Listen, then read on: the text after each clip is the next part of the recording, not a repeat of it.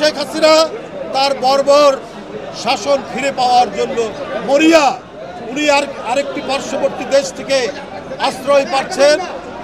আশ্রয় পেয়ে তিনি নানা ধরনের বাংলাদেশের ভেতর উস্কানিমূলক কাজ এবং চক্রান্ত করার জন্য তার নেতাকর্মীদেরকে নির্দেশ দিচ্ছে। কিন্তু জনগণের সাড়া না পেয়ে এখন তারা হরতাল আর অবরোধ করছেন অনলাইনে, জনগণের মধ্যে যেতে পারছেন। কই উনার রক্ষাকারী বাহিনী? কোথায় তার যুবলীগ, ছাত্রলীগ? কোথায় তার র্যাব, পুলিশ, যাদের দিয়ে নির্বিচারে গণতান্ত্রিক শক্তির রক্ত ঝরিয়েছেন, লাশ করেছেন মাসুম বাচ্চাদেরকে?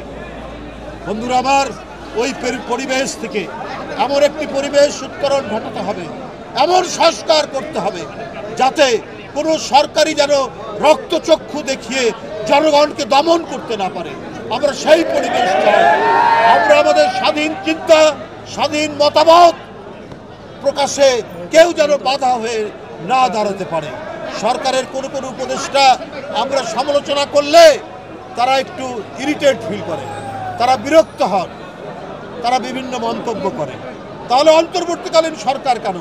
আপনারা উপদেষ্টার পদ থেকে ছেড়ে দিয়ে রাজনৈতিক দল করেন কেন? গণতন্ত্রে বিরোধী দল কথা বলবে, সমালোচনা করবে এবং এই সমালোচনার মধ্যে দিয়ে সরকার তিনি তার সংশোধন হবে। আজকে যদি চালের দাম বাড়ে আমরা কথা বলবো না, সমালোচনা করব না, যেটা জনগণকে অত্যন্ত কষ্ট দেয়।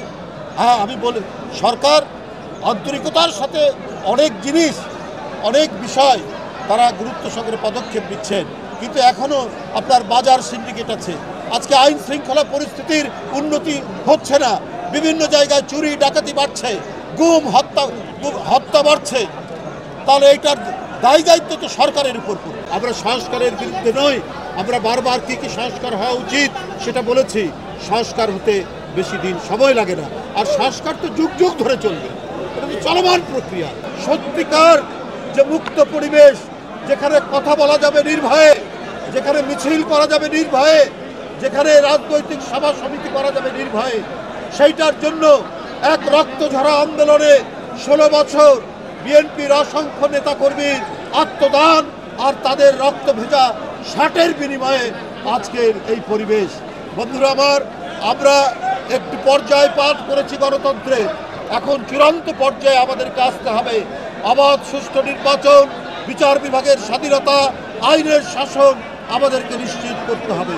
আজকে আপনাদের মাধ্যমে বলতে চাই, এই দেশে যেন কোনো বিক্ষোভ, কোনো আন্দোলন যাই হোক না কেন, সেখানে আইন শৃঙ্খলা বাহিনী শর্টগান বের করেই আপনার গুলি করে যে হত্যার যে দৃষ্টান্ত শেখ হাসিনার পুলিশ বাহিনী দেখিয়েছে, সেই আন্দোলন দমানোর জন্য অথবা যে কোনো রাজনৈতিক কর্মসূচিকে দমন করার জন্য গুলির ব্যবহার, শর্টগানের ব্যবহার চিরদিনের জন্য নিষিদ্ধ করতে হবে।